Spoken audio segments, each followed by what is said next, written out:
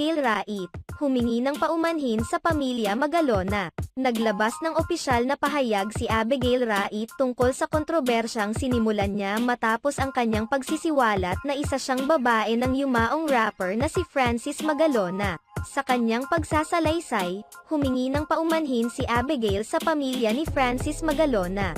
Iginiit din niyang hindi niya ipinagmamalaki ang kanyang pagiging other woman sa kanyang paglabas sa Pinoy Pawn Stars, kung saan ikinwento niya kung paano sila nagkakilala ni Francis Magalona, bukod sa pagkakaroon nila ng relasyon ni Francis Magalona.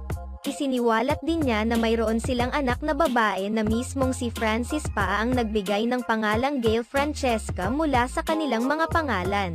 Sa lahat po ng nasaktan, sa pamilya po ni Kiko, humihingi po ako ng dispensa sa lahat ng kaguluhang to. Hindi ko po pinagmamalaki ang naging pagkakasala ko pero tao lang po ako.